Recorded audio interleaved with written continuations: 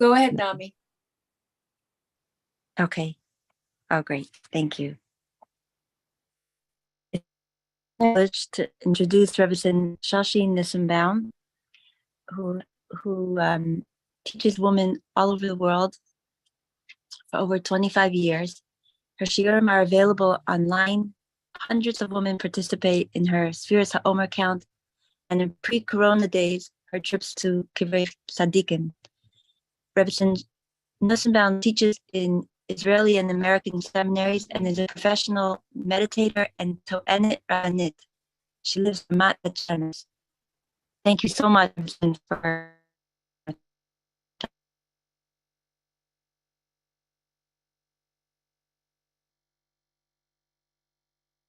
Shoshie, are you on?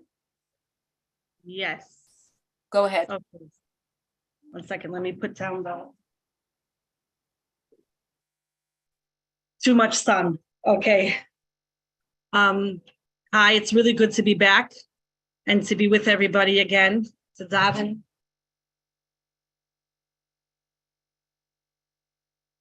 To daven and to thank HaKadosh Baruch Hu. When Nomi asked me if I would speak, I right away knew what I would speak about. We just went through Sefirah HaOmer, Pesach, Sefirah HaOmer, Shavuos. There was such a deep connection every day. Every day counted, and we felt it. We experienced it. They were very, very lofty days. And it's actually more days than in Chodesh Tishrei. In Chodesh Tishrei, we have the 40 days, which we call it the mikvah of the year, where we're immersed in, just like a mikveh has 40 kubim of mayim, we're in this incredible time of purity. And the time of Sefirah HaOmer is 40 plus 9. And then we have Shavuos, which is the 50th day. So we had even plus 10 more days of Kedusha and connection to HaKadosh Baruch Hu. And now what? We're going into the summer. We're going into Tammuz. We're going into Av. Those are hard times, the 3 weeks. What do we do now? So the topic of today's short talk is what now? And to answer that question, let's go back and ask another question. That is, why do we bichlal celebrate Shavuos? Shavuos is the day that HaKadosh Baruch Hu gave us the luchos. But what happened to those luchos 40 days later? They were broken. And the luchos which were given to eternity to Klal Yisrael are the luchos shnios, are the second tablets that were given on Yom Kippur. So, which we received on Yom Kippur. So, what Shavuos, if we think about it, what happened to that great thunder, that great lightning, that awesome experience? We know that Chazal tell us, Shepaska Zuhama, all of the poison, all of the spiritual pollution of the world stopped. There was no more death. Death means disconnect from life, right? Death is the opposite of life. Death was erased for Klal Yisrael. There was not going to be any more death. We had gone back into an existence of Gan Eden.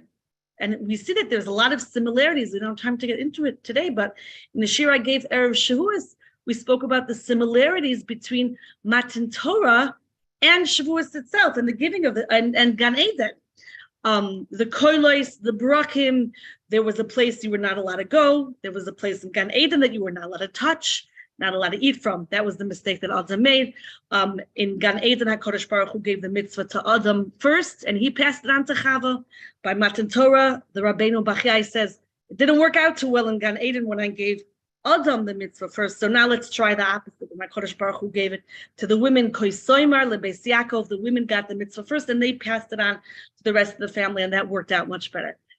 So, and I didn't make that up. That's not feministic. That's Rabbeinu Bachai in Sefer Yisro, Parshas Yisro.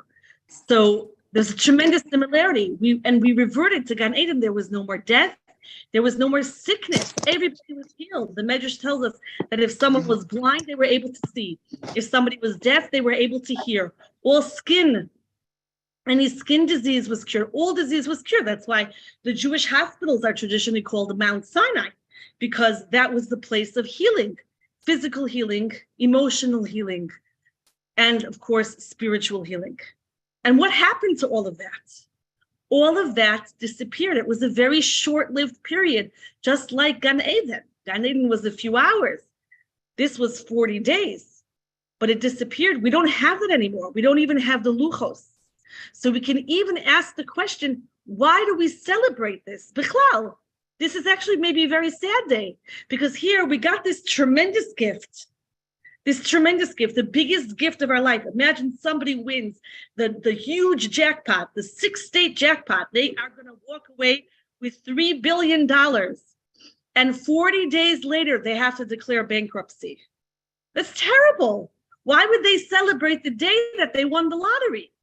They would mourn, they would cry, they would lack it out. And yet here we are, we have a huge yontif. Yitzchok Hudner Zatzal, in his Sefer Pachad Yitzchok, brings down a halachic dilemma, which is Zaken Sheshachach Talmudo, a Zaken, a Talmud Chacham, who has forgotten his Torah. He doesn't remember anymore.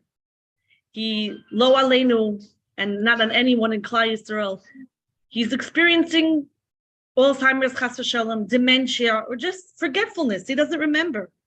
Are we mechuyev to respect him, to give him the kavod that we normally give to a Talmud Chacham? And of course, the answer is yes. And Rav Hutner compares this to the experience that the fetus has in the womb, where the fetus is learning Torah, and he learns Torah mesoifo va'ad soifo, from the beginning till the end, from the end to the end, from everything. He covers the entire Torah. But we all learned it, we all forget it. So what was the point? What was the point of learning all of that Torah? You know, sometimes we have a long time that we're able to really rise above, to not get sucked in to the jealousy or to the negative thoughts, and we're able to rise above that and experience and live gratitude and compassion for other people, including ourselves. And sometimes those times can span a couple of weeks, a couple of months, a couple of days, a couple of hours, and then they go away. It's like a diet, right? I can tell you from my personal experience a couple of years ago, I was so successful, Baruch Hashem, so successful. And then, zeu, it all came back. So what was the point? What's the point? What is the point of this yo-yo existence? What makes it worth it? And when we look at what Rav Hutner wrote and what we can cultivate from other sources as well, we have to understand, and this is something which is sometimes very hard to accept and to internalize, because we have a very strong voice in our minds, which is the Western world and the Western culture, which is bottom line, how much money do you have in your account, right? How much money? There's a famous legend in our family that when my great-grandfather went to meet my great-grandmother's parents for the first time, so the great-great-grandfather took him to the room and said to him, bottom line, how much money do you have in your account? And he was a rabbi. He did not have too much money in his account.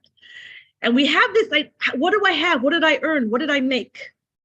And that's not really what actually happens. Every time we work hard towards something, every time we experience any positive thing, that stays with us for the rest of our life, and for the afterlife as well. A person does a mitzvah, and even if they don't do it tomorrow, you gave tzedakah today, you were kind to someone today when they didn't act kind towards you, you were mevater.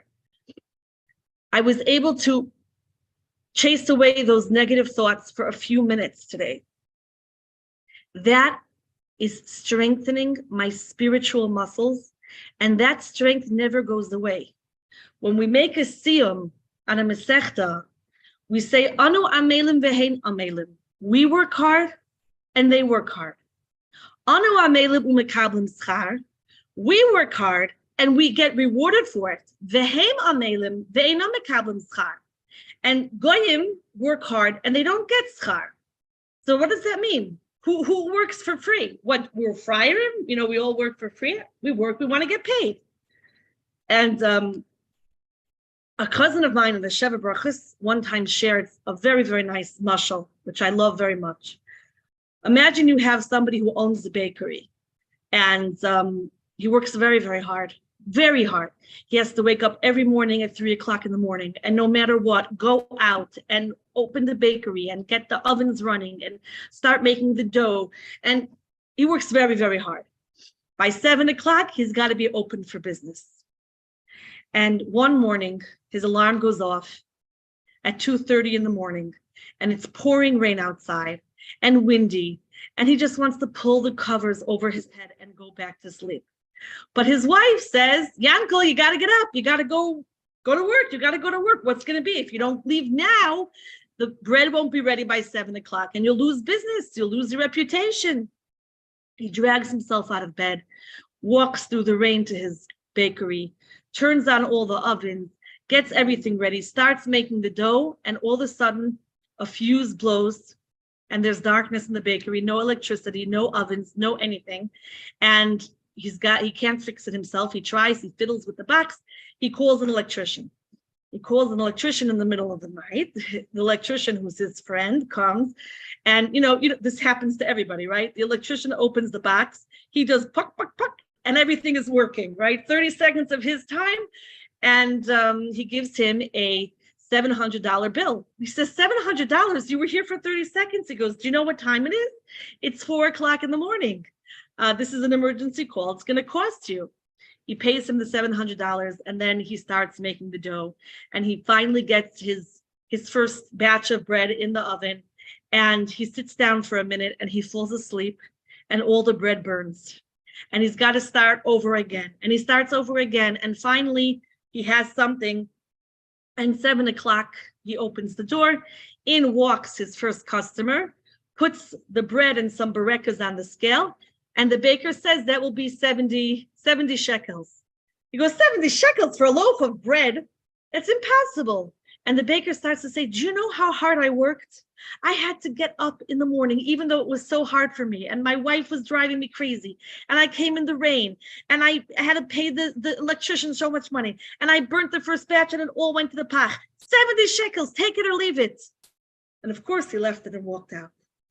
And this is the difference between someone who works hard in mitzvos and midos tovos and Torah. You work hard even if you weren't successful, even if those luchos were smashed 40 days later, even if you forget all of your Torah, even if you don't even remember that good thought you had or that positive energy you brought into the world. HaKadosh Baruch Hu remembers, and HaKadosh Baruch Hu gives us endless schar for it. The Gemara in Meseches Avodah Zarah Daf Zayin says something so incredible. This is a life changer. The Gemara quotes a pasuk from Eov, not a sefer that we learn too often, and the pasuk says, "Kipido lahem Yeshua." I will be like the beak of a chicken. That will be my salvation to them. What does that mean, right? And the Gemara explains that what this is talking about is that just like a tarnagolet menaker bashpa picks around all the garbage, collects all these crumbs, and makes a meal. And by the way, never tell your kids you eat like a bird, because I actually looked this up. Birds eat 7 times their body weight, okay? I don't think that's a good idea for any of us, right? But a bird needs it, because that's what it does. It flies, chickens, I don't know, whatever they do. It eats so much, but how does it eat? A crumb, a crumb, a crumb, a crumb. HaKadosh Baruch Hu says, you bring me all your crummy mitzvahs, a crumb here and a crumb there, half a smile there, half a mitzvah, half a tefillah there. You only paid attention for, I don't know if this happens to you, but I start Shemona Esrei with kavana, but by the time I get to the middle, I could be in the middle of making a shopping list in my head, remembering that I forgot to give this kid a note that he needs for school, right? So a lot of people say, so what am I davening for? Why should I bother? So this Gemara tells us, no, HaKadosh Baruch Hu says, I'll take your crummy mitzvahs, and just like the chicken puts crumb, crumb, crumb together to make 7 times its body weight, that's what I'm gonna do for you. I'm gonna put all of your mitzvahs together. And HaKadosh Baruch Hu says, do you know what? Not only am I going to give you mitzvahs, but you're going to get interest on those mitzvahs. You deposit by me $1, I'm going to give you high interest. It's not $1 anymore. It's $100. It's $1,000. It's $1 million. Every investment we make in Torah triples and doubles and quadruples. And we have this incredible heavenly bank account. So we could ask the question, what's the point? What was the point of all that hard work? I don't keep it anymore. I don't do it. I took myself a Kabbalah during Sefirah Omer, and that's it. Shavuos is finished. I'm going back to my old ways. Or I was on such a high. I had such kavana. I davened Ma'ariv. I said the brachos. I said the lamanatseach and the yehirotz, and I don't have that anymore. I worked very hard on kibbud, on respecting other people, on being mechabed, giving other people space, giving other people makom, and I'm not so. It wasn't so successful. Anu amelim v'heim amelim. Doesn't matter. Even if the luchos were broken, the masim toivim, the vayichon sham neged hahar, and everything that Klal Yisrael did during those days is still a merit for Klal Yisrael, Aleph, and Beis, it becomes part of our neshama. It becomes us. The things that we do which are not in line with Torah, that's a klipa, that's a shell. It's not us, it's not our essence. It's on the outside. But the mitzvahs, masim toivim, machshavot tovot, the good thoughts that we have, those stay with us forever and ever and ever. A mitzvah is lo'olam voed, and mitzvah goreres mitzvah. One mitzvah brings another. So we all have ups and downs. We see in this week's parsha, we start with all the ups and downs of Klal Yisrael during their 40 years of wandering the Midbar.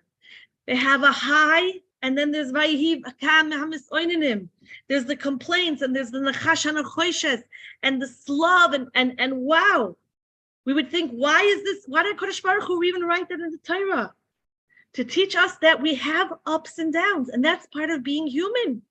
Adam ki yechte, a man when he sins, the Torah tells us, part of being a human being is to sin. And the minute we accept that, and we accept that we're not God, first of all, we become people, we become menschen. That's what a mensch is. A mensch realizes I make mistakes. The most difficult person to communicate with are people who can never, ever admit they made a mistake. To be human is to err. And that's shame, the kedusha, that's busha, that's the rachmanim baishanim v'gomlei chasadim. We made a mistake.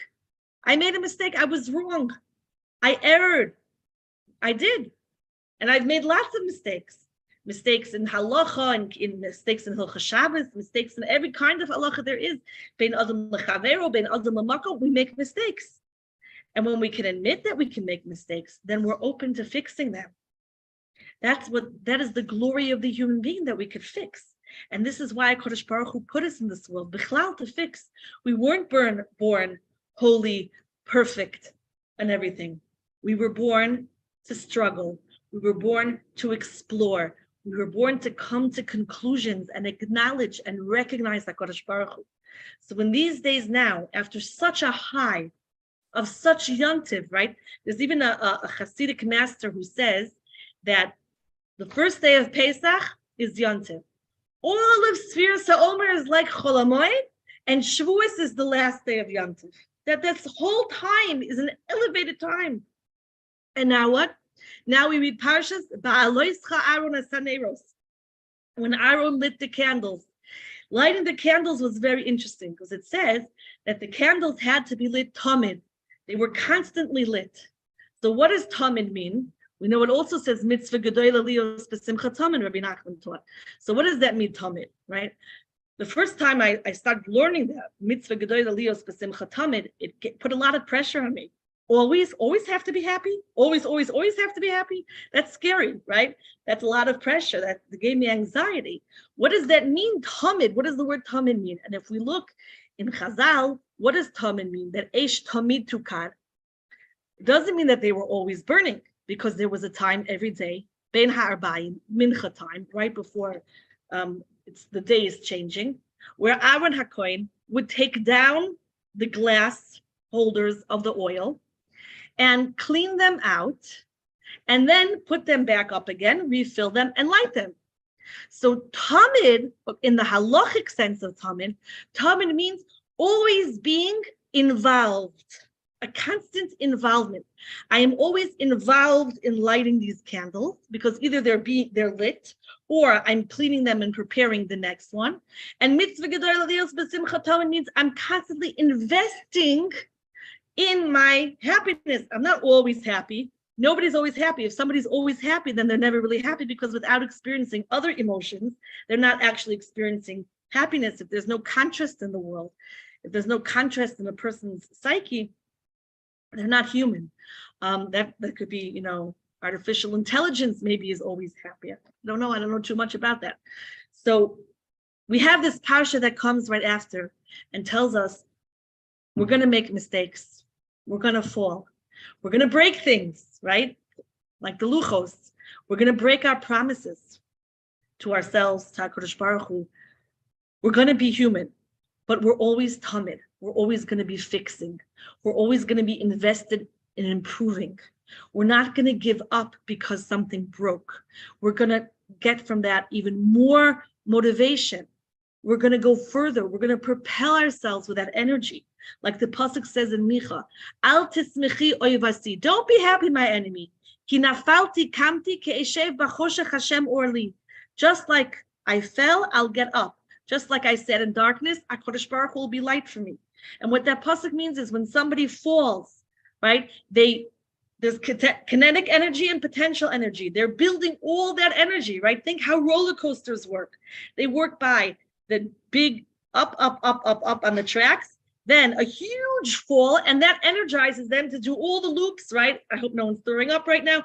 Do all the loops and twists and all that great stuff. But it comes from the fall. The energy comes from the fall.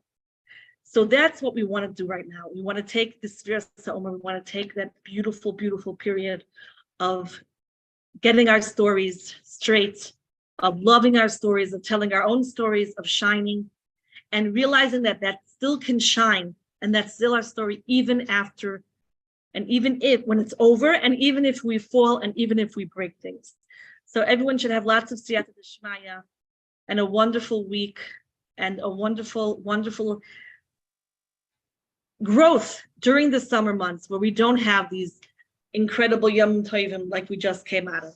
Thank you so much, Nomi, for inviting me. All the best.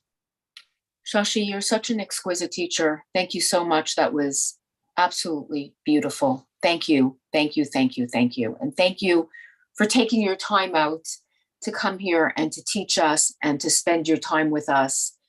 We all have tremendous hakaras hatov. It's a big tovas. Thank you so, so much.